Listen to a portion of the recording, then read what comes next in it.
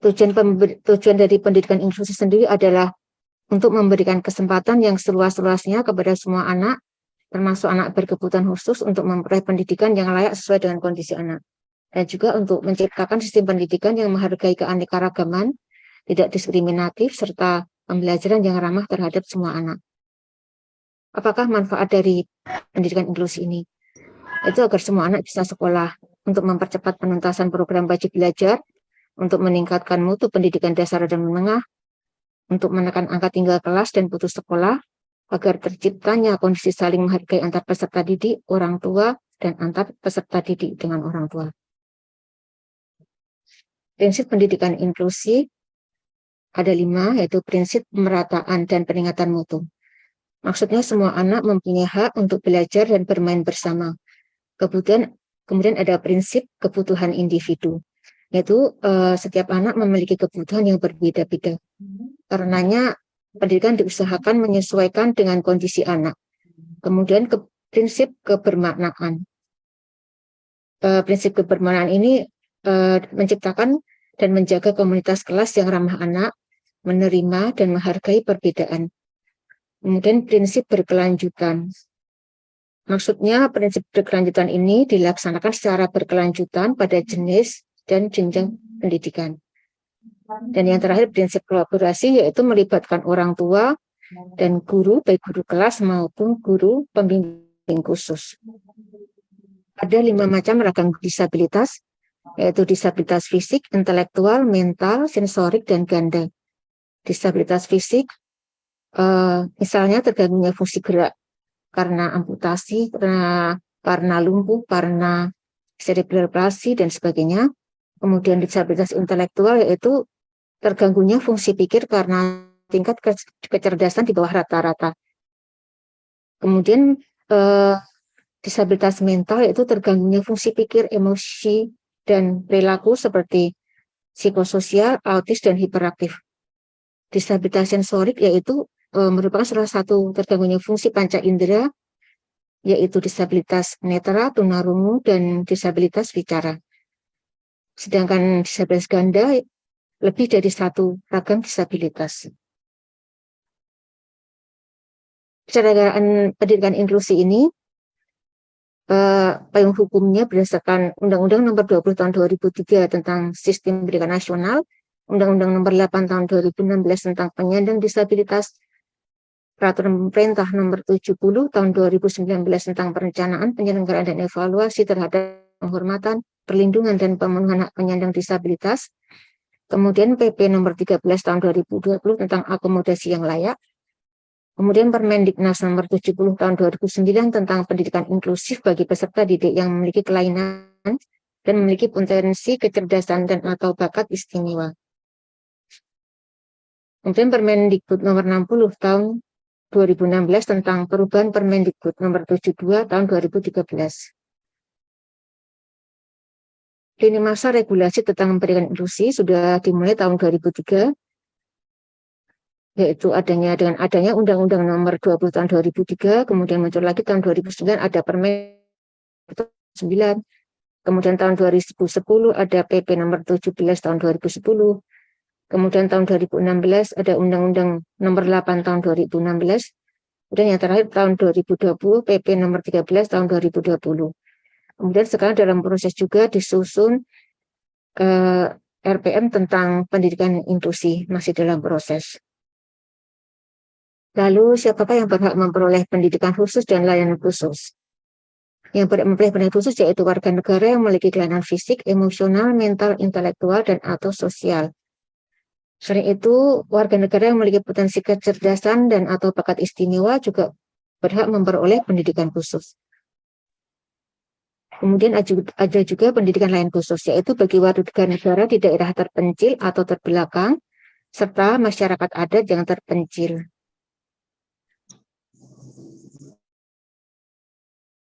Jalur, jenis, dan jenjang pendidikan bagi peserta didik penyandang disabilitas.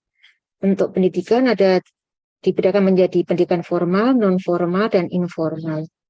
Pendidikan formal itu meliputi lembaga kursus, lembaga pelatihan, kelompok belajar, PKBM, SKB, sedangkan pendidikan informal itu biasanya didapat di lingkungan sekolah, di lingkungan keluarga. Untuk layanannya bisa berupa pendidikan khusus, pendidikan keaksaraan, pendidikan kesetaraan, sekolah terbuka, pendidikan inklusi, dan juga kursus dan pelatihan. Lalu, apakah kewajiban pemerintah dan pemerintah daerah? Menurut Undang-Undang Nomor 8 Tahun 2016 tentang penyandang disabilitas, pada pasal 10 disebutkan bahwa pemerintah dan pemerintah daerah berkewajiban untuk menyelenggarakan dan atau memfasilitasi pendidikan untuk penyandang disabilitas di setiap jalur, jenis, dan jenjang pendidikan. Juga memiliki kewajiban untuk melaksanakan pendidikan nasional melalui pendidikan inklusif dan pendidikan khusus, mengikut sertakan anak penyandang disabilitas dalam program wajib belajar 12 tahun, mengutamakan anak penyandang disabilitas bersekolah di lokasi yang dekat tempat tinggalnya, memfasilitasi penyandang disabilitas yang tidak berpendidikan formal untuk mendapat ijazah pendidikan dasar dan menengah melalui program kesetaraan. Kemudian menyediakan beasiswa untuk anak penyandang disabilitas berprestasi yang orang tuanya tidak mampu, kemudian membiayai biaya pendidikan untuk anak dari peserta didik yang tidak mampu membiayai pendidikannya.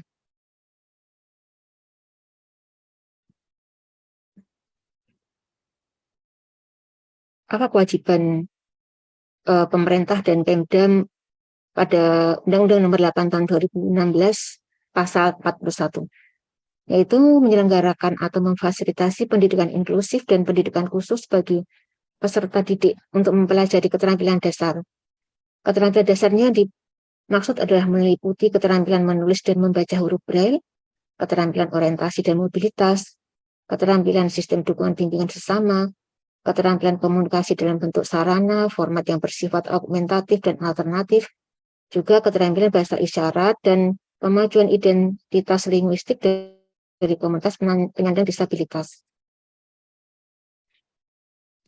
Pada pasal 2 disebutkan bahwa pemerintah dan pemerintah daerah punya kewajiban untuk memfasilitasi pembentukan unit layanan disabilitas. Layanan disabilitas ini berfungsi untuk meningkatkan kompetensi peserta didik dan tenaga kependidikan di sekolah reguler dalam menangani peserta didik penyandang disabilitas. Juga menyediakan pendampingan kepada peserta didik penyandang disabilitas untuk mendukung kelancaran proses pembelajaran. Kemudian untuk mengembangkan program kompensatorik, menyediakan media pembelajaran dan alat bantu, melakukan deteksi dini dan intervensi dini bagi peserta didik dan calon peserta didik penyandang disabilitas yang akan masuk usia sekolah, kemudian menyediakan data dan informasi tentang disabilitas, menyediakan layanan konsultasi, dan juga mengembangkan kerjasama dengan pihak atau lembaga lain dalam upaya meningkatkan kualitas pendidikan bagi peserta didik penyandang disabilitas. Kemudian apa yang dilakukan orang tua untuk suksesnya pendidikan inklusi ini? Hendaknya orang tua terbuka menerima anak sebagai anugerah.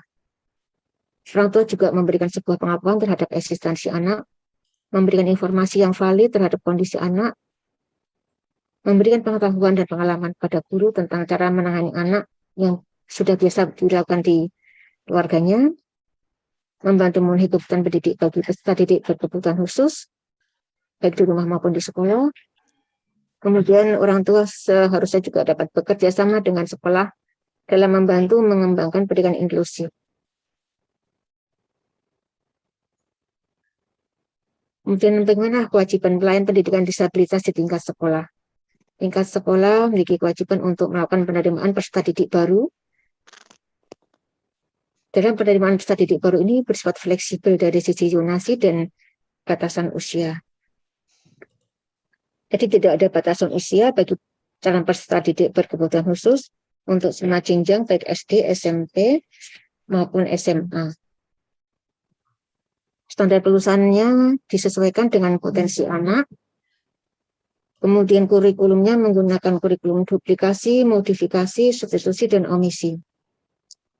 Model duplikasi itu maksudnya adalah kurikulum yang disamakan dengan kurikulum umum, sedangkan modifikasi adalah dimodifikasi sesuai dengan kebutuhan dan kemampuan anak berkebutuhan khusus.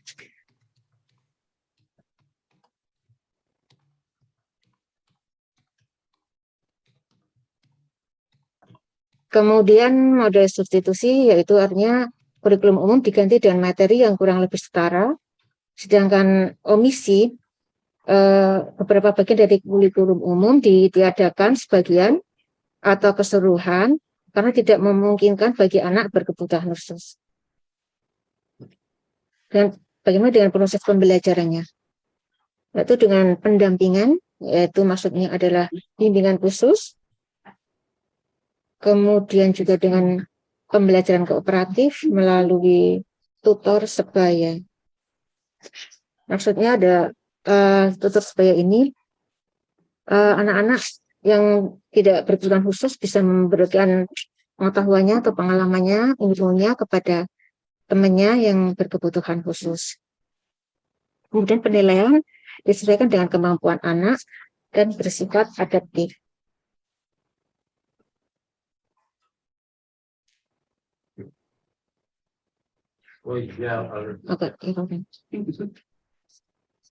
Akomodasi yang layak untuk peserta didik penyandang disabilitas menurut PP nomor 13 tahun 2020, yaitu pasal 4 pada pasal 4 meliputi penyediaan sarana dan prasarana, penyediaan kurikulum, penyediaan dan penyiapan pendidik dan tenaga kependidikan, serta dukungan anggaran dan atau bantuan pendanaan. Sampai saat ini masih ada kabupaten kota yang belum memiliki sekolah luar biasa.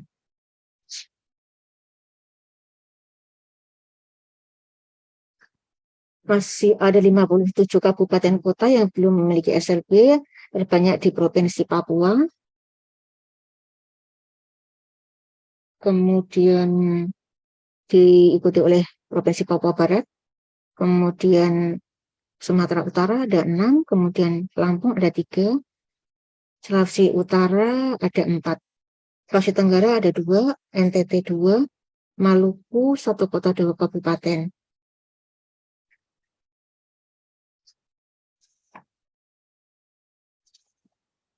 Perkembangan SLB tahun 2017 sampai dengan 2022 dapat kita lihat pada grafik berikut ini.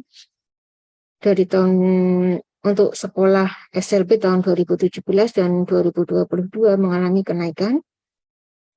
Begitu pula dengan peserta didiknya dari tahun 2017 sampai 2022 mengalami kenaikan.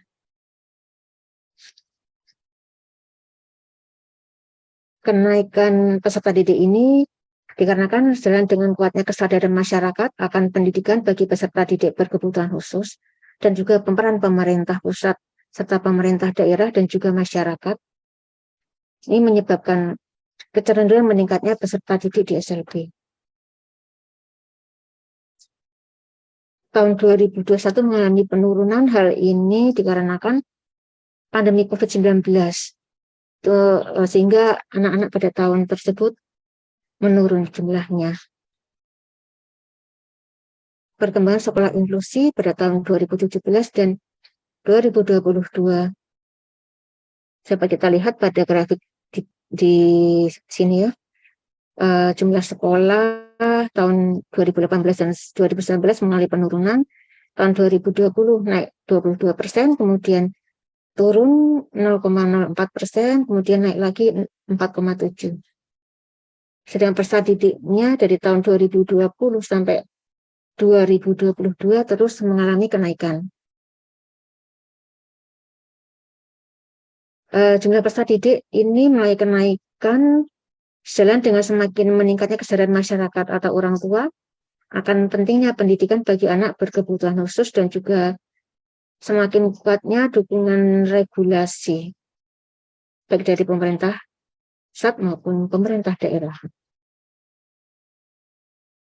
Total siswa anak berkebutuhan khusus di sekolah inklusi bisa kita lihat pada grafik. Tertinggi ada di Jawa Timur kemudian Jawa Barat, kemudian DKI Jakarta juga tinggi. Nah, lebih jelas lagi ada di tabel berikut ini.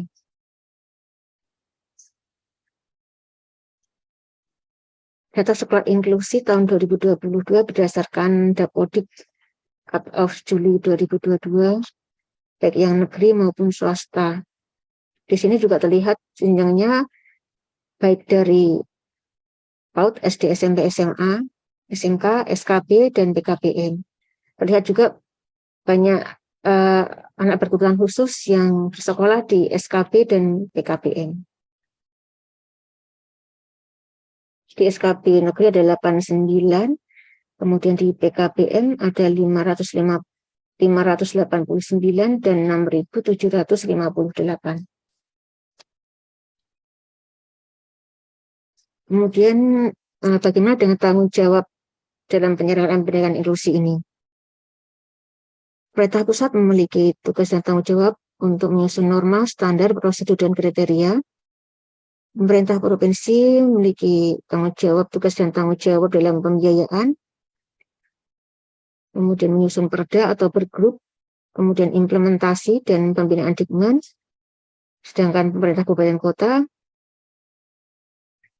pembiayaan, pembinaan implementasi, dan pembinaan di bidang pendidikan dasar, SD dan SMP. Tugas dan tanggung jawab satuan pendidikan dasar dan menengah yaitu penerimaan didik, siswa baru, pembelajaran dan pelayanan khusus. Di pendidikan tinggi juga penerimaan peserta didik baru, pembelajaran dan pelayanan khusus. Kemudian masyarakat juga mempunyai tugas dan tanggung jawab penerimaan, penghapusan status, perlakuan, dan lain-lain. Sedangkan orang tua memberikan kesempatan atau hak pada anaknya untuk bersekolah dan juga dukungan pembiayaan. Dalam penyelenggaraan pendidikan inklusi ini didukung juga oleh sumber daya, yaitu guru kelas, guru mata pelajaran, guru pembimbing khusus atau guru pendidikan khusus, dokter, dan psikolog atau psikiater. Tidak lupa sarana dan prasarana yang accessible sesuai dengan kebutuhan khusus peserta didik. Dapat kita lihat pada bagian berikut sistem dukungannya terhadap penyelenggaraan pendidikan inklusi, yaitu dari pemerintah daerah, pemerintah kabupaten kota, dari pokja inklusi baik di provinsi, kabupaten, kota, kemudian ada dukungan pula dari SLB sebagai pusat sumber, kemudian dari lembaga dan tenaga ahli, lembaga mitra terkait, kemudian lembaga sosial masyarakat, kemudian dari organisasi profesi. Model kurikulum dalam pendidikan inklusi seperti tadi sudah kita sebutkan di atas ya, ada omisi, substitusi, duplikasi, modifikasi. Modifikasi kurikulum umum diubah untuk disesuaikan dengan kebutuhan dan kemampuan siswa ABK. Sedangkan kurikulum model duplikasi, kurikulum untuk anak berkebutuhan khusus disamakan dengan kurikulum umum. Sedangkan model omisi, beberapa bagian dari kurikulum umum ditiadakan sama sekali karena tidak memungkinkan bagi ABK. Kemudian substitusi, yaitu beberapa bagian dari kurikulum umum ditiadakan, tetapi diganti dengan sesuatu yang lebih setara. Permendikbud nomor 1 tahun 2021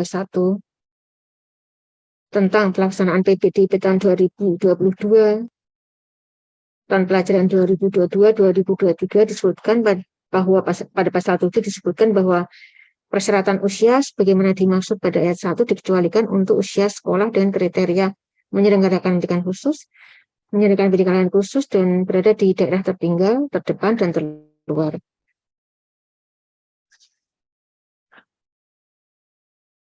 Kemudian mulai dari pendaftaran PPDB dikecualikan untuk sekolah sebagai berikut: SMK, Satuan Pendidikan Kerjasama, Satuan Indonesia Luar Negeri, dan juga sekolah penyelenggara pendidikan khusus.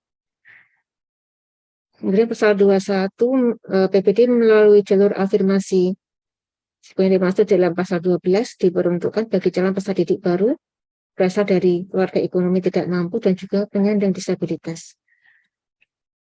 Bagaimana menentukannya peserta didik penerimaan peserta didik baru, yaitu dengan identifikasi dan asesmen.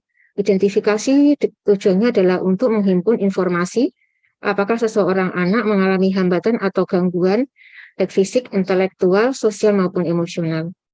Kemudian asesmen dilakukan untuk memperoleh informasi yang dapat digunakan sebagai bahan pertimbangan dalam merencanakan program pembelajaran bagi peserta didik berkebutuhan khusus. Identifikasi dilakukan oleh guru kelas, guru mata pelajaran, guru pendidikan khusus, tenaga profesional terkait, serta dapat dibantu pula oleh orang tua anak. Kemudian dalam hal asesmen, sekarang bisa dilakukan asesmen mandiri di sekolah oleh guru kelas, guru mata pelajaran, guru bimbingan konseling, guru bimbing khusus, guru pendidikan khusus, tenaga ahli lainnya, seperti dokter, psikolog, terapis, ahli gizi, dan sebagainya, sesuai dengan kebutuhan dan kewenangannya. Bagaimanakah penanganan ABK di sekolah inklusi?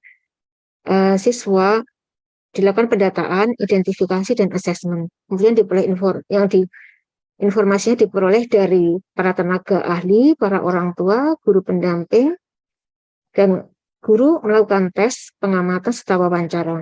Setelah memperoleh informasi tentang data siswa terkait identitas diri, keluarga, kemampuan, gaya belajar, kecenderungan perilaku, kecerdasan, fisik, motorik, emosional, kemudian dilakukan penempatan kelas. Setelah itu dilakukan pengembangan program pembelajaran dan kemudian dilakukan evaluasi.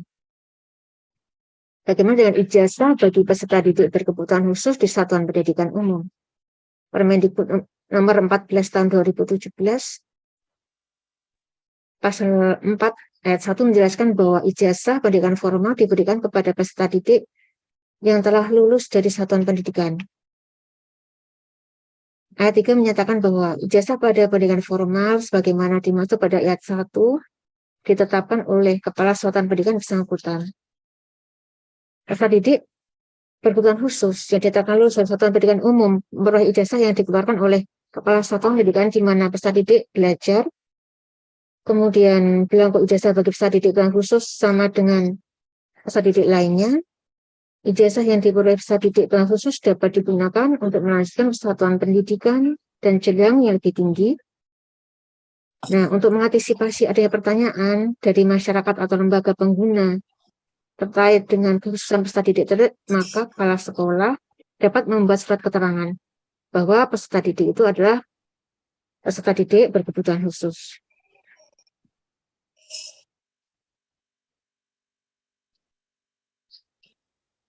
Berikutnya adalah bagian dari koordinasi lintas direktorat dan berbagai tingkat administrasi. Pelayanan pendidikan inklusi tidak hanya dilakukan oleh Direktorat PMPK, namun juga ada Direktorat Mendiksus yang memiliki tugas dan jawab untuk memberikan pelatihan guru tentang pendidikan inklusi dan pelatihan GPK yang sampai saat ini terus dilakukan. Pada tahun ini melakukan bintek terhadap 26.929 guru pembimbing khusus. Kemudian satuan pendidikan pun memiliki tugas untuk mengembangkan program pendidikan inklusi baik di tingkat PAUD, SD, SMP, SMA maupun SMK. Dinas Pendidikan Provinsi dan Kabupaten Kota juga terus berkoordinasi agar menetapkan unit yang bertanggung jawab sebagai manajemen penganggaran dan koordinasi pendidikan inklusi, menetapkan peraturan daerah, membentuk unit layanan disabilitas. Kemudian semua kepala sekolah di pendidikan inklusi memiliki pelatihan tentang pendidikan inklusi, termasuk pendataan anak kebutuhan khusus, alokasi dana sekolah untuk kebutuhan khusus, misalnya dengan akses BOS untuk mengembangkan program pendidikan inklusi.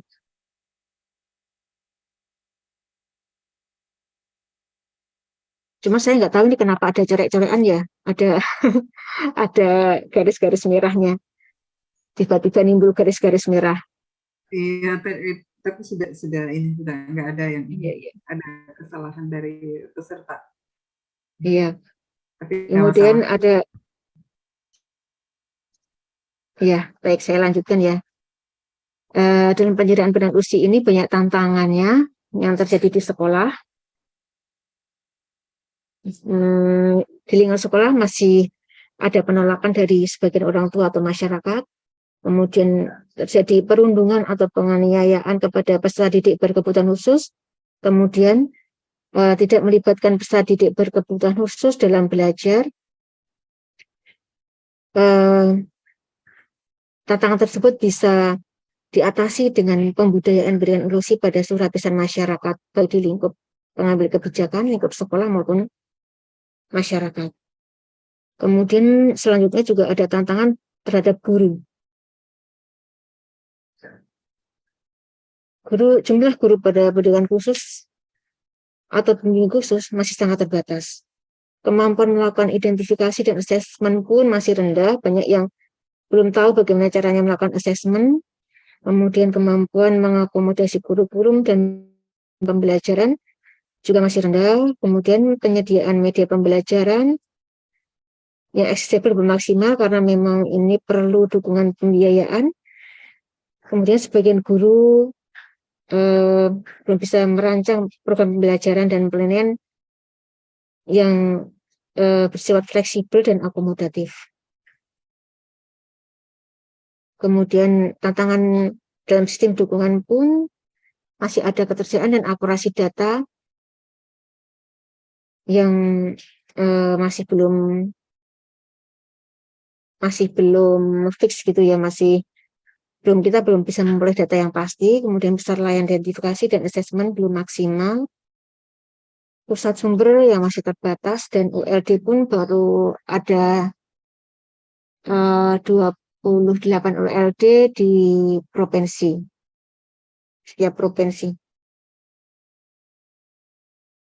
Kemudian kebijakan. Terkait kebijakan ini, kebijakan yang ada sekarang ini belum menjangkau seluruh daerah dan belum menjadi prioritas bagi pemerintah daerah.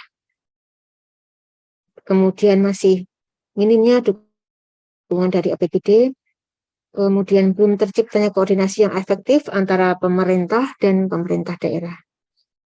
Sampai saat ini solusinya kita masih berusaha untuk menerbitkan regulasi pendidikan inklusif, masih terus dibahas. Kemudian fasilitasi pendidikan inklusif oleh Pemda masih perlu terus ditingkatkan. Kemudian untuk mengatasi masalah-masalah yang muncul dalam pendidikan inklusi ini, terus dilakukan bintek pemenuhan guru pembimbing khusus untuk memenuhi sebagian dari kebutuhan guru pembimbing khusus, sekaligus meningkatkan kompetensi guru di sekolah penyelenggara pendidikan inklusi dan guru sekolah umum yang melayani pendidikan bagi peserta didik berkebutuhan khusus. Bimbingan teknis ini dilaksanakan secara daring dengan pola 84 jam melalui 2 tahapan, yaitu tahapan konsep dan penguasaan keterampilan. Tahun 2020 dan 2021 pun Direktorat Dikmen dan Diksus telah melakukan bintek untuk pemahaman konsep maupun penguasaan keterampilan. Berikut ini dapat kita lihat peta jalan penyelenggaraan pendidikan inklusi. Tahun 2020 dilakukan perluasan penyelenggaraan pendidikan inklusi nasional, pemerataan indikator kendala perluasan akses, kemudian penguatan regulasi di tingkat provinsi, kabupaten, kota. Tahun 2021 masih hampir sama, yaitu perluasan akses, penguatan strategi kebijakan pendidikan inklusi, dan penguatan regulasi. Tahun 2022 masih pemerataan pendidikan inklusi di tingkat provinsi, kabupaten, kota, dan pemetaan indikator peningkatan mutu dan aksesibilitas, serta peningkatan regulasi juga. Tahun 2023 kita masih pemerataan pendidikan inklusi di seluruh kabupaten kota, kemudian peningkatan mutu penyelenggaraan pendidikan inklusi di setiap provinsi, kemudian aktualisasi budaya inklusi di sekolah, dan penguatan regulasi di tingkat pusat. Dan masih dilanjutkan juga di tahun 2024. Ya, Bapak Ibu. Sebentar ya. Ya, Jadi, sudah terlihat, Bu. Ya. Ya, terima kasih Ibu. Jadi siang ini saya akan membahas sedikit tentang pengembangan inovasi pendidikan inklusi. Jadi tadi Bu Nisa sudah menjelaskan tentang berbagai kebijakan dan landasan peraturan yang ada terkait dengan pendidikan inklusi. Dan kita tadi sudah menyimak bahwa pendidikan inklusi sebenarnya sudah berkembang cukup lama ya, sejak tahun 2003 sudah ada peraturan terkait itu, kemudian diperkuat dengan berbagai peraturan lain di tingkat nasional maupun di tingkat daerah. Nah, saya ingin sedikit menengok kembali gitu ya. Kalau begitu apa sih pendidikan inklusi itu? Nah, ini saya kutip dari majalah Spirit dari PMPK ya, di edisi 1 tahun 2020, Bapak Ibu. Ini adalah mengingatkan kita akan konsep dasar inklusi, bahwa pendidikan adalah milik siapa saja, tidak terkecuali bagi mereka yang berstatus penyandang disabilitas atau dengan kata lain berkebutuhan khusus. Dan ada juga yang bisa kita lihat di sini, sebenarnya kalau kita baca tidak hanya terkait dengan mereka yang menyandang disabilitas ya Bapak Ibu, tapi setiap individu. Ya. Jadi setiap individu memiliki hak yang sama dalam memperoleh pendidikan, dan masing-masing dari kita layak memiliki hak pendidikan yang bermutu dan berkualitas. Jadi ada beberapa poin yang bisa kita lihat ya. Jadi setiap individu berhak memperoleh pendidikan, dan pendidikan itu tentunya harus bermutu dan berkualitas. Gitu. Itu beberapa poin yang mungkin nanti akan perlu kita ingat. Gitu. Jadi kalau kita bicara tentang inklusi, dari kata inklusi sebenarnya itu kan menunjukkan tentang bagaimana kita memahami dan menerima keberagaman.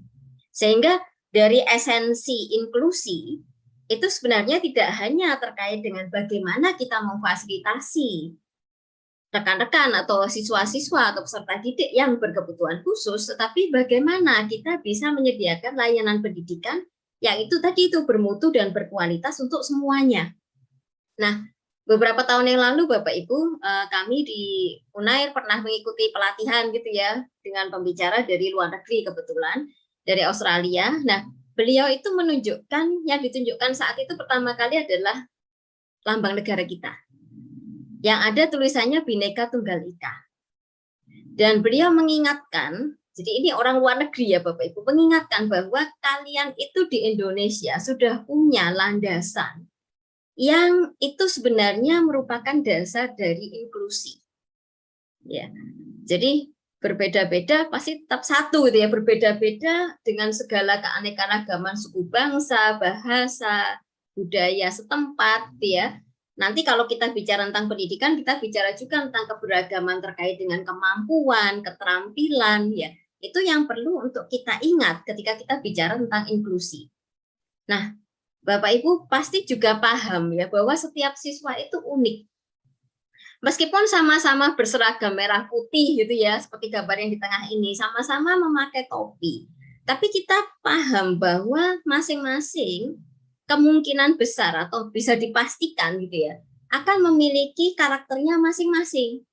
Ya, sama halnya dengan ini, gambar yang kiri atas ini Bapak Ibu, ada gambar karnaval ya, anak-anak TK PAUD sedang ikut karnaval dengan baju tradisional. Seru ya, gitu. Tapi pernah enggak melihat ada anak yang enjoy banget gitu, ada anak yang seneng. Wah, pakai baju tradisional, sudah dandan dari pagi, sudah gaya gitu ya, bawa bunga, mau di depan sendiri. Tapi pernah juga enggak mengamati ada beberapa anak yang tidak menyukai gitu sebenarnya, itu enggak terlalu tertarik dengan kegiatan itu.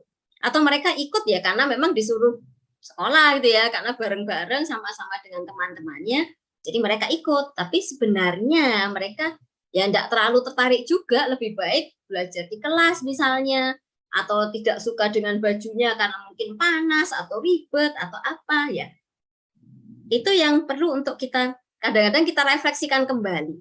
Nah, sama halnya dengan gambar-gambar yang lain di halaman ini. Ada yang kanan atas ini sekelompok anak-anak dan remaja yang memperoleh penghargaan terkait dengan bidang olahraga ya. Ada di antara siswa-siswi peserta didik kita yang mungkin berbakat dalam hal olahraga atau musik atau hal-hal yang lain.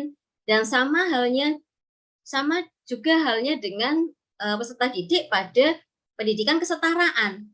Pasti masing-masingnya akan memiliki keunikan sendiri. ya, memiliki kemampuan baik dalam memahami informasi misalnya, kecepatan dalam memecahkan persoalan, kemudian bagaimana bisa merespon pertanyaan dari guru atau pembina misalkan, ya, dan bagaimana berinteraksi dengan teman, itu pasti akan ada yang mirip, ada yang berbeda gitu ya. Pasti masing-masing akan memiliki kekhasannya sendiri. Dan itulah esensi dari inklusi sebenarnya Bapak Ibu. Jadi terlepas dari ada atau tidak adanya siswa berkebutuhan khusus, ketika kita mengembangkan pendidikan yang inklusif, maka harapannya itu akan bermanfaat bagi semua peserta didik. Ya, misalnya kalau di dalam kelas ada 30 siswa, tidak ada yang berkebutuhan khusus ya Bapak Ibu, tidak ada yang disabilitas. Kita bisa, tadi ya dengan beberapa uraian saya, kita bisa membayangkan bahwa 30 anak itu tidak akan sama karakternya. Ada yang dijelaskan sekali langsung nyambung, langsung bisa mengerjakan soal, langsung selesai. Ada yang dijelaskan sekali masih, Bu saya agak nggak yakin ya gimana gitu. Ada yang masih tanya temennya mungkin toleh gitu ya. Ada yang nggak bilang apa-apa tapi langsung gambar-gambar aja, nggak respon gitu. Sudah paham atau belum? Dia cuma gambar-gambar aja di bukunya ya. Kita pasti tahu bahwa setiap anak memiliki karakter yang berbeda. Jadi itu adalah esensi dari pendidikan inklusi. Terlepas dari ada tidaknya penyandang disabilitas, kita perlu paham bahwa setiap siswa itu unik. Dan bagaimana guru dan perangkat sekolah bisa memfasilitasi ya hal itu, sehingga pada akhirnya kita bisa memberikan pendidikan yang tadi itu bermutu dan berkualitas bagi semua siswa. Ya. Nah, jadi menyambung ke situ tadi, kita melihat bahwa inklusi itu adalah sebuah proses untuk hidup bersama keberagaman dan belajar dari perbedaan. Jadi justru Bapak Ibu di sekolah mungkin akan tertantang begitu ya, kalau ini saya dijelaskan sekali langsung bisa yang sana kok enggak, oh berarti saya perlu pakai alat peraga.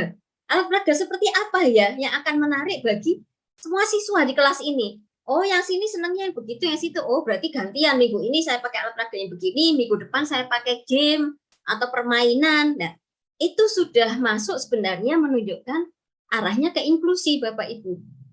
Ya. Dan inklusi itu juga berkaitan dengan identifikasi dan menghapus hambatan.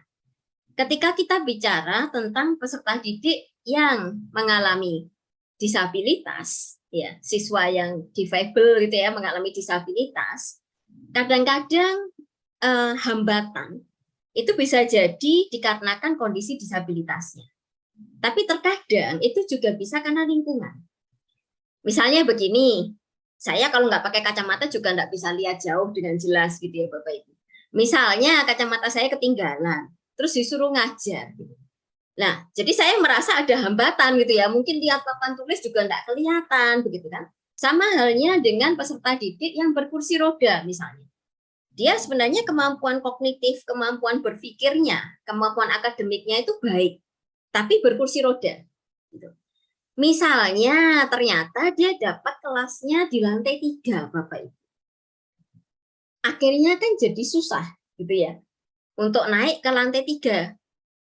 Apalagi kalau misalnya sudah mahasiswa gitu, misalkan ya contohnya sudah mahasiswa di kampus, dia harus naik ke lantai 3. Jadi akhirnya mungkin karena banyak tadi ya butuh bagaimana caranya naik, kalau diangkat temannya itu juga repot, akhirnya dia sering absen misalkan. Nah, situasi itu kan menunjukkan bahwa hambatan sebenarnya bukan dari kondisi disabilitasnya. Kalau dia memakai kursi roda, dia bisa mobile kemana-mana, dia bisa bergerak, mobilitasnya akan terbantu. Tetapi karena ada hambatan dalam sarana prasarana, tidak ada lift misalnya, atau tidak ada rem, ya tidak ada jalan yang landai itu, sehingga akhirnya dia tidak bisa menuju ke ruang kelasnya. Nah, inklusi adalah bagaimana kita bisa mengidentifikasi dan mengurangi ya atau menghapus hambatan-hambatan seperti itu. Ya. Sama halnya ketika ada peserta didik yang tuli di kelas inklusi gitu ya. Di Surabaya ada sekolah menengah kejuruan Bapak Ibu yang menerima siswa berkebutuhan khusus dan ada beberapa siswa mereka ini yang tuli. Ya, tunarungu. Sehingga tidak bisa mendengar. Tetapi cerita yang kami dengar dari guru-gurunya adalah di SMK itu mereka menjadi siswa yang cukup disenangi dan menang berbagai perlombaan dan berprestasi karena ketekunannya yang luar biasa. Misalnya ada siswa di jurusan rias gitu ya. Kalau teman-temannya yang tidak disabilitas malah mudah terdistraksi, nggak fokus gitu. Tapi kalau teman-teman yang tuli ini meriasnya bisa luar biasa, benar-benar detail, teliti. Kekuatannya ada di situ karena dia tidak terdistraksi gitu ya, tidak terganggu fokusnya oleh hal-hal yang lain. Ya, didukung oleh minatnya dalam hal yang tadi ya, detail, rias, mengkombinasikan warna dan sebagainya, maka mereka menjadi siswa-siswa yang berprestasi dan bisa membawa nama sekolah itu sampai ke tingkat provinsi itu.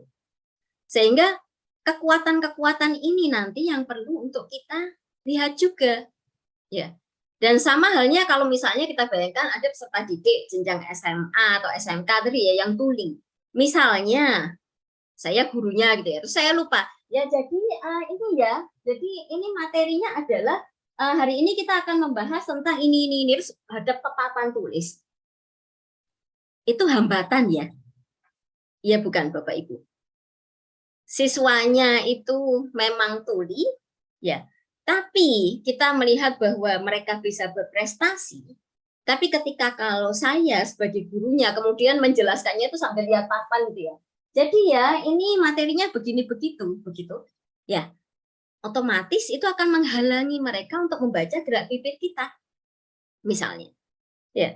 Jadi dalam hal ini guru dan perangkat sekolah bisa benar-benar berperan untuk mengidentifikasi dan mengurangi hambatan-hambatan itu, tentunya dengan bekerja sama dengan pihak-pihak lain yang juga akan terkait.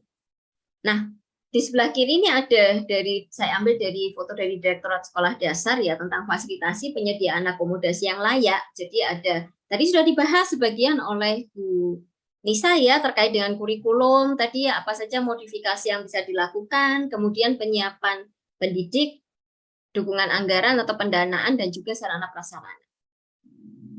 Nah, selanjutnya inklusi itu juga mendorong kehadiran, partisipasi, dan prestasi dari seluruh siswa, Bapak Ibu.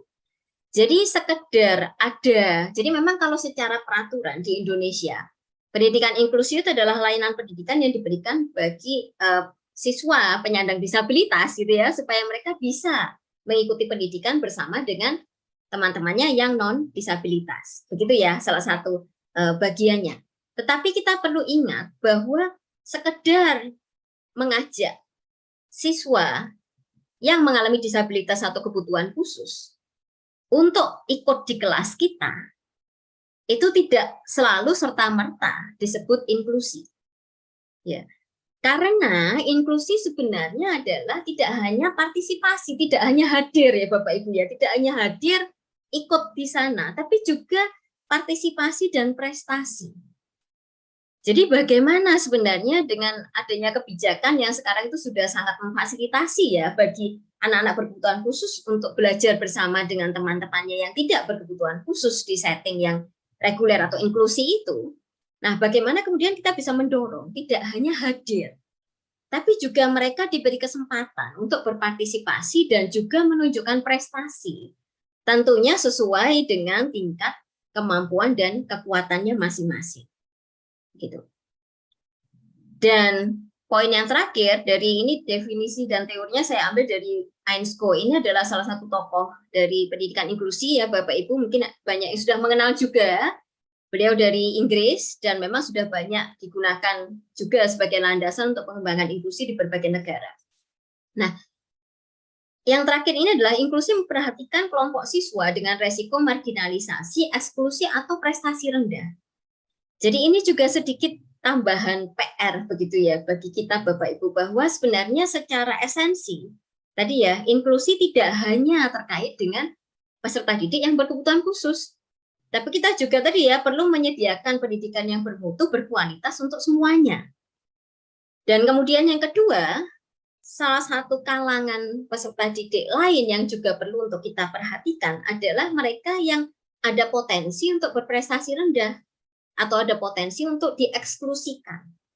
Dieksklusikan maksudnya sepertinya kalau di kelas ini kok dia susah ya belajarnya ya, apa diminta pindah saja ke SLB misalkan. Itu adalah contoh dari eksklusi. Atau kita juga mungkin pernah punya pengalaman ya Bapak Ibu, kadang-kadang ada siswa-siswa kita di sekolah reguler yang tidak berkebutuhan khusus, tapi mereka prestasinya rendah. Begitu. Jadi di tes IQ sebenarnya ya masih rata-rata bawah, jadi harusnya dia masih bisa. Tapi kenapa ya? Apakah karena di rumah stimulasi belajarnya kurang optimal misalnya? Atau ada pengaruh sekarang yang banyak sekali isunya kan terkait dengan kecanduan gadget, begitu ya? Atau hal-hal yang lain terkait dengan perkembangan yang membuat mereka ternyata berprestasi rendah di sekolah. Nah, itu yang kemudian juga akan menjadi hal-hal yang perlu untuk kita singgung ketika kita bicara tentang pengembangan pendidikan yang inklusif. Nah, di sini di sebelah kiri tadi ada beberapa poin dari yang mungkin sudah disampaikan dengan detail oleh Bu Nisa ya terkait dengan penyelenggaraan pendidikan inklusif ya. Nah, kalau begitu bagaimana gitu ya? Apa yang bisa kita lakukan? Siang ini saya akan mengulas 4 poin Bapak Ibu. Jadi mungkin ada banyak yang lain, tapi siang ini saya akan fokus ke 4 hal. Yang sebenarnya itu juga sudah ada di panduan pelaksanaan pendidikan inklusif. Tapi saya hanya ingin menggarisbawahi itu ya, sambil mungkin memberikan contoh-contoh apa sih, seperti apa sih itu. Yang pertama adalah pendekatan berbasis kekuatan. Bapak Ibu, kalau kita bertemu siswa atau peserta didik yang menyandang disabilitas, kira-kira lebih mudah menemukan kekuatannya atau kelemahannya? Silakan boleh ditulis di chat mungkin. Kira-kira lebih mudah tampak duluan itu kekuatannya atau kelemahannya atau kekurangan. Ketika kita menghadapi siswa atau peserta didik atau rekan-rekan penyandang disabilitas, biasanya yang tampak duluan apa? Yang mudah kita identifikasi. Apakah kekuatan atau kelemahan? Silakan boleh ditulis di chat mungkin Bapak Ibu. Kira-kira yang mana yang akan lebih mudah untuk kita lihat atau kita otomatis gitu ya, otomatis sudah langsung ada di chat satu kelemahan yang lebih duluan. Lebih ke kelemahan ya Ibu ya. Ya, terima kasih Bapak Ibu yang sudah merespon di chat juga. Lebih ke kelemahan ya. Dan langsung, oh ada nanti tahun depan Bapak Ibu ada siswa yang disabilitas penglihatan gitu. Kita langsung berpikir ya, wah berarti nggak bisa lihat, apakah harus pakai gimana ya nanti kita ngajarinya ya, langsung begitu ya. Atau ada siswanya nanti ini yang ADHD, wah nanti dia jalan-jalan keliling kelas, nanti dia begitu. Ya benar sekali, mudah lihat kelemahan dan keanehannya gitu ya Bapak Ibu ya, hal-hal yang nampak berbeda, yang itu mungkin kita rasakan aneh, atau berbeda dengan teman-teman usia yang sebaya usianya, begitu. Nah, sekarang PR-nya Bapak Ibu adalah bagaimana kita bisa mencoba melihat kekuatan mereka. Ya. Kalau kekuatan tuh susah, Bu, karena kan gimana ya, apakah mereka punya?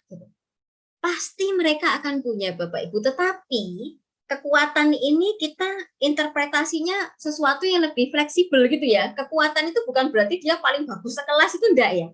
Kekuatan itu dalam arti yang relatif. Dalam diri anak ini, dalam diri peserta didik ini, apa sih kemampuan yang sudah dia miliki? Misalkan ada siswa yang ADHD gitu, jadi itu muter gitu ya, keliling kelas, disuruh duduk sebentar, diminta duduk sebentar, gurunya mau, nanti sebentar jalan lagi keliling lihat luar gitu. Tapi kalau disuruh ngumpulkan LKS teman-temannya, dia senang. Misalnya. Jadi disuruh jalan gitu ya, ngumpulkan dari depan ke belakang, ngumpulkan nanti ditaruh di meja guru, dia senang. Nah, itu kalau kita lihat, jadikanlah hal seperti itu menjadi kekuatannya dia, Bapak Ibu. Jadi di satu sisi, kita mengizinkan dia jalan-jalan di kelas gitu ya. Tapi jalan-jalannya itu bertujuan, ya kan? Bukan jalan hanya jalan ke sana, jalan ke sini, balik lagi. Tapi kita berikan dia tugas, tanggung jawab. Ya, misalnya tadi itu mengumpulkan LKS. Ayo tolong dibantu, Bu Guru dibantu mengumpulkan LKS. Semuanya ya urut dari depan sampai belakang. Jadi dia jalannya zigzag gitu ya, depan ke belakang, depan. Senang kan dia? Ya. Dan kita bisa lihat bahwa kekuatannya di situ adalah dia bisa patuh instruksi sebenarnya. Ya, ketika disuruh mengumpulkan LKS di kelas, jalan, ya dengan zigzag tadi itu, ternyata dia bisa, dia patuh. Setelah itu karena dia senang sudah puas jalan-jalannya, dia bisa duduk tenang. Nah, kita catat itu. Berarti kekuatannya adalah dia sebenarnya patuh dengan instruksi guru. Ya. Dan dia bisa duduk tenang setelah dia diberi kesempatan untuk jalan-jalan muter kelas yang bertujuan itu tadi. Gitu. Sehingga kurikulum inklusi itu sebenarnya ketika itu didasarkan pada kekuatan dan individualisasi, itu sebenarnya akan berdampak sangat positif pada keterlibatan, motivasi, dan prestasi akademik siswa. Kita bayangkan kalau anak adik-adik tadi ya Bapak Ibu jalan-jalan keliling kelas terus akhirnya seringkali dimarahi, ya kan? Sudah kamu terus nggak bisa diam, sudah duduk aja, duduk depan sana. Kira-kira secara psikologis bagaimana perasaannya? Apalagi semakin besar anak ya Bapak Ibu ya, semakin besar semakin kelas di SD sudah kelas besar, SMP, SMA mereka sebenarnya sudah bisa ini ya, meskipun mereka berkebutuhan khusus, mereka pasti akan bisa merasakan. Oh ya, saya diperlakukan berbeda dengan teman-teman. Saya selalu dimarahi. Saya itu nggak bisa apa-apa. Saya cuma bisa rame. Saya cuma bisa jalan-jalan keliling kelas. Saya cuma bisa ganggu. Saya nakal. Ketika anak merasa begitu, bagaimana kira-kira hubungannya dengan guru dan sekolah? Nggak terlalu baik mungkin ya. Motivasi belajarnya, saya nakal. Saya nggak bisa apa-apa. Sudah down ya, sudah down. Beda dengan yang tadi, kalau yang kita bayangkan diberi tugas keliling, mungkin dia ada rasa bangga ya, wah, aku bantu bu guru ini, aku bantu bu guru, aku bisa jalan keliling kelas, senang dia. Tapi di sisi lain dia juga dapat jalan-jalan yang dia ingini itu tadi, gitu kan. Sehingga dengan strategi-strategi yang kecil seperti itu, ketika rutin kita lakukan, Bapak Ibu, itu akan sangat berdampak positif pada pembelajaran siswa juga. Kalau lagi rajin, Bapak Ibu, ini di panduan pelaksanaan pendidikan inklusi tahun 2021, ada form data peserta didik yang bisa kita isi. Ya, jadi kalau ada waktu, bisa sambil diamati, bisa sambil kita isi, apa sih yang disukai anak ini? Kalau dari contoh saya tadi, mungkin apa yang disukai jalan-jalan, keliling kelas gitu ya. Apa yang bisa dia lakukan? Ternyata kalau dia diberikan instruksi yang jelas, dia bisa. Ayo dibantu mengumpulkan LKS, kamu jalannya zigzag dari sini ke depan, belakang, depan, belakang. Dia bisa. Apa yang sedang dipelajari? Bisa apapun, misalnya terkait dengan calistung, ya, literasi, numerasi, atau apa misalnya yang lain. Kemudian apa yang tidak dia sukai? Dia tidak disukai misalnya kalau dimarahi dia akhirnya kemudian jadi malah nggak bisa fokus ngerjakan tugasnya, misalkan. Perilaku repetitif ini perilaku berulang, Bapak Ibu, adakah perilaku berulang? Misalnya kalau pada contoh saya tadi ya mungkin anaknya berulang jalan keliling kelas dan rame gitu ya mungkin. Lalu kalau saat proses belajar, bagaimana perilaku anak ini? Bagaimana cara komunikasinya? Dia bisa nggak komunikasi pada guru dengan jelas? Ketika misalnya dia ada kesulitan, ketika dia merasa tidak bisa mengerjakan, apakah dia bilang? Atau tidak? Diam saja? Atau seperti apa? Bagaimana saat makan, toilet, ini mungkin untuk anak yang lebih kecil ya, terkait dengan makan, toilet, apakah dia butuh bantuan di sana? Kemudian apakah ada aspek sensori yang perlu menjadi perhatian kita? Kadang-kadang pada beberapa penyandang disabilitas sensori ya, gangguan pendengaran, penglihatan, ada beberapa aspek sensori yang perlu menjadi catatan kita. Termasuk juga pada anak-anak autisme. Ya, kadang mereka peka dengan suara keras ya, takut dengan suara yang keras, atau mudah cemas, atau yang lain. Nah, kita bisa memanfaatkan informasi seperti ini untuk menunjang pembelajaran, seperti yang saya contohkan tadi. Ya. Dan Bapak Ibu, ini sebenarnya juga masuk proses assessment. Jadi tadi yang disinggung oleh Bu Nisa, kita perlu ya melakukan assessment untuk mengetahui tentang karakteristik kondisi dari peserta didik. Nah, assessment itu memang bisa dibantu juga oleh pihak profesional seperti psikolog, seperti saya gitu ya. Tetapi sebenarnya Bapak Ibu guru, Bapak Ibu pendidik yang ada di lapangan itu adalah sumber data yang juga sangat penting Bapak Ibu. Justru Bapak Ibu yang akan ketemu dengan anak-anak tiap hari. kalau saya misalnya sebagai psikolog mungkin ketemunya hanya seminggu sekali begitu ya, seminggu 2 kali lah. Bapak Ibu justru yang lebih banyak informasinya terkait dengan kondisi dan kebutuhan anak. Dan tadi sudah disinggung juga oleh Bu Nisa bahwa semua anak sebenarnya bisa belajar. Tapi ada tapinya, asalkan kita bisa mengetahui kekuatan mereka dan mendukung perkembangan mereka terkait dengan hal-hal yang mungkin masih perlu untuk dikembangkan. Nah, menyambung ke assessment, Bapak Ibu yang sudah sempat familiar dengan panduan pelaksanaan pendidikan inklusif, mungkin sudah pernah dengar tentang planning matrix atau sudah pernah ikut pelatihannya. Ya, jadi planning matrix ini adalah dokumen yang kita gunakan untuk memfoto karakteristik peserta didik berkebutuhan khusus.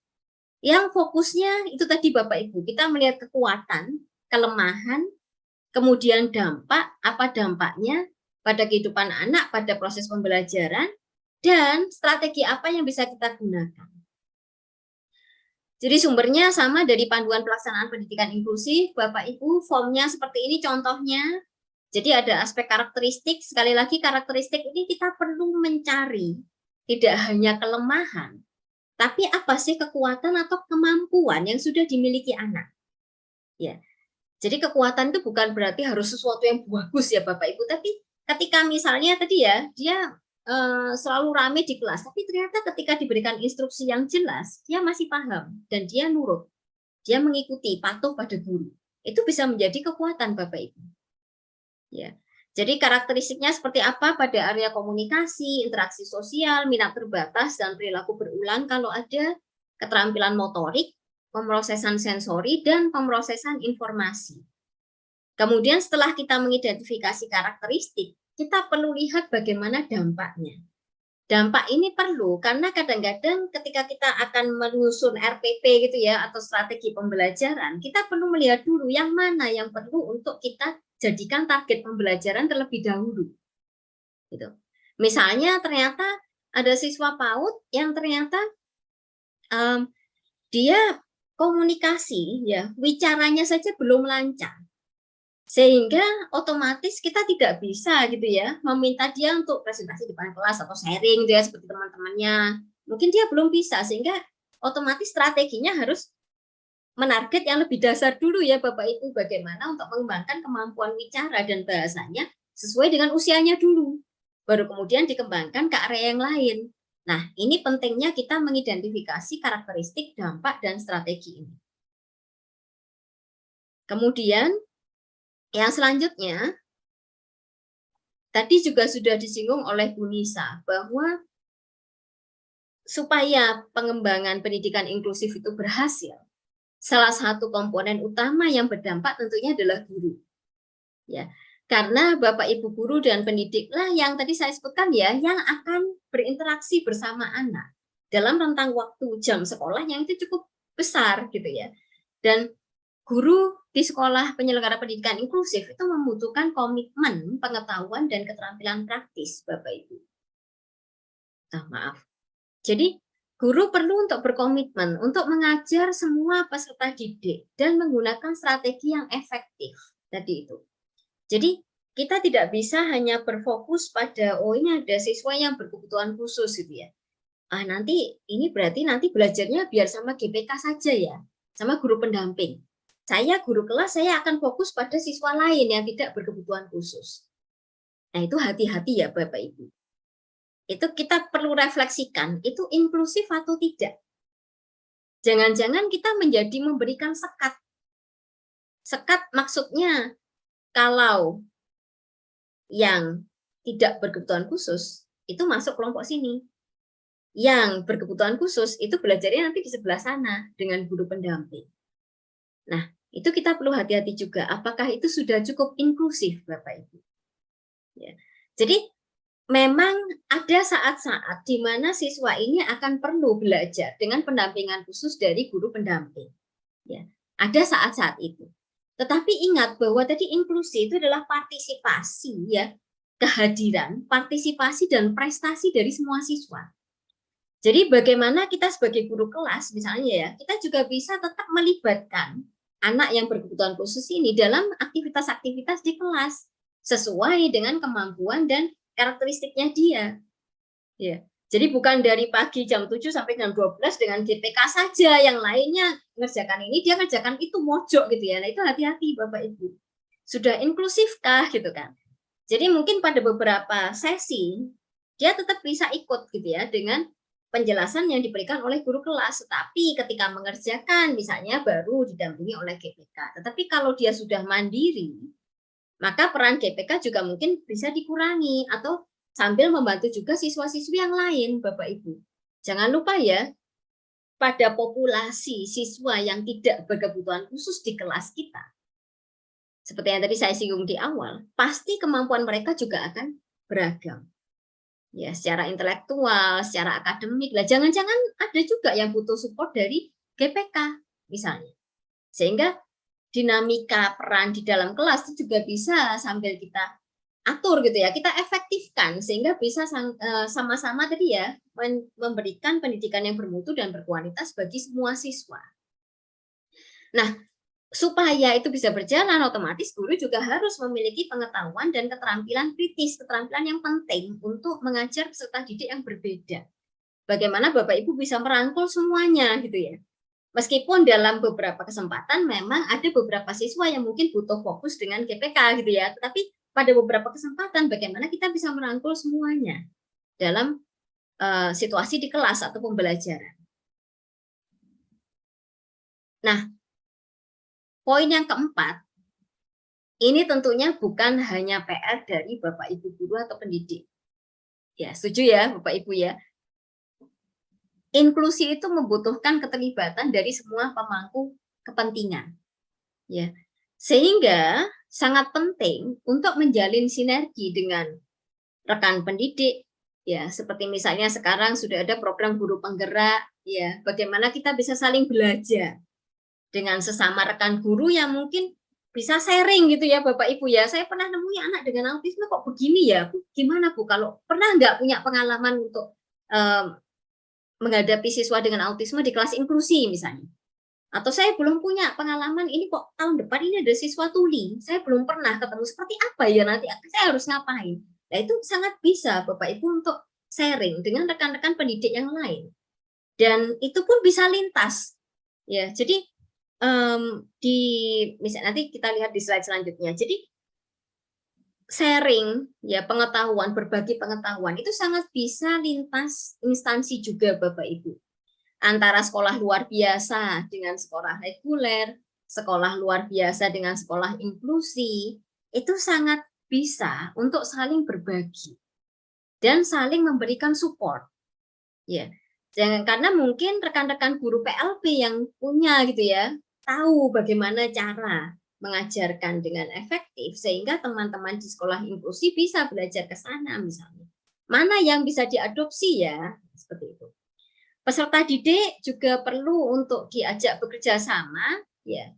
Kita tanyakan bagaimana sih, kita gali informasi tadi ya, bagaimana cara belajar dia, bagaimana apa ya strategi yang bisa kita lakukan. Orang tua tentunya dan anggota masyarakat ya, seperti saya ini dari universitas, dari lembaga-lembaga yang lain juga sangat bisa untuk diajak bekerja sama.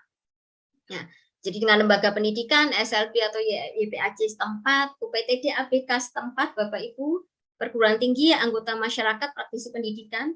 Gambar di sebelah kanan ini adalah gambar yang saya ambil dari Google. Ini adalah dokumen dari UPTD ABK Sidoarjo. Jadi saya berikan contohnya terkait dengan kerjasama. Di UPTD ABK Sidoarjo ini fokusnya memang lebih banyak. Ada sebagian siswa yang autisme dan disabilitas intelektual dan juga gangguan pendengaran. Tetapi populasinya juga beragam gitu ya, mix, tapi 3 itu mungkin yang cukup banyak porsinya. Dan mereka memiliki program kelas transisi, Bapak Ibu. Jadi ketika anak-anak itu sudah dirasa siap untuk masuk ke sekolah inklusi, ya, atau ada beberapa siswa sekolah inklusi yang meluangkan sekitar beberapa jam atau 1 hari di UPTD ABK untuk belajar beberapa hal yang mungkin tidak dipelajari di sekolah inklusinya. Ya, terkait dengan memperkuat calistung misalnya, kemudian untuk menata ini ya, manajemen tugas, jadi bagaimana tugasnya itu bisa disederhanakan, kemudian dan sebagainya ya, hal-hal seperti itu. Kemudian mengajarkan keterampilan yang itu secara tidak langsung juga mengembangkan koordinasi visual motorik, motorik halus, motorik kasar, yang mungkin itu tidak terfasilitasi kalau di sekolah ya, apalagi kalau untuk siswa yang agak besar, nah itu difasilitasinya di UPTD ABK Sidoarjo. Seperti itu. Jadi sinergi antara sekolah atau lembaga pendidikan dengan layanan-layanan yang ada di wilayah setempat itu juga sangat penting Bapak Ibu. Bagaimana Bapak Ibu di setiap daerah bisa mencoba mencari gitu ya peluang-peluang kerjasama sinergi seperti ini sehingga bisa saling mensupport dan kerjasama. Nah, jadi sebagai penutup, ketika kita melihat beberapa hal tadi, maka ada 3 hal utama sebenarnya yang bisa menjadi strategi penguat ya kita untuk mengembangkan pendidikan inklusif. Yang pertama sebelah kiri kolaborasi Bapak Ibu. Jadi tanpa adanya kolaborasi dan kerjasama, memang tidak akan mungkin. Nggak mungkin semuanya kita pikirkan sendiri gitu ya Bapak Ibu. Kita harus saling belajar, berbagi, terbuka pada pengalaman. Kalau ada yang saya kemarin begini, ternyata ini kok beda. Ya dicoba saja strateginya, siapa tahu yang baru itu lebih efektif misalnya. Kita harus terbuka kepada berbagai pengalaman dan pengetahuan yang dibagikan oleh berbagai pihak. Kemudian ada growth mindset, saya yakin kalau Bapak Ibu pendidik juga sudah kenal dengan itu ya, bagaimana kita terus berkembang, kalau misalnya kita menemui hambatan, kesulitan, bagaimana kita bisa mencari solusinya, kita bisa berkembang bersama. Dan yang terakhir adalah pemahaman kita akan keberagaman itu sendiri seperti yang saya ingatkan di awal tadi. Bahwa terlepas dari ada tidaknya siswa yang berkebutuhan khusus, pasti semua siswa kita itu tidak ada yang sama 100%. Pasti masing-masing akan memiliki keunikannya sendiri-sendiri. Jadi meskipun di lembaga Bapak Ibu itu tidak ada siswa berkebutuhan khususnya, kita bisa mulai menggunakan tadi ya paradigma inklusi, melihat kekuatan dan kelemahan siswa untuk bisa memberikan pembelajaran yang berkualitas bagi semuanya. Ya, demikian dari saya. Terima kasih. Semoga cukup bermanfaat dan semoga waktunya tidak terlalu lewat. Terima kasih.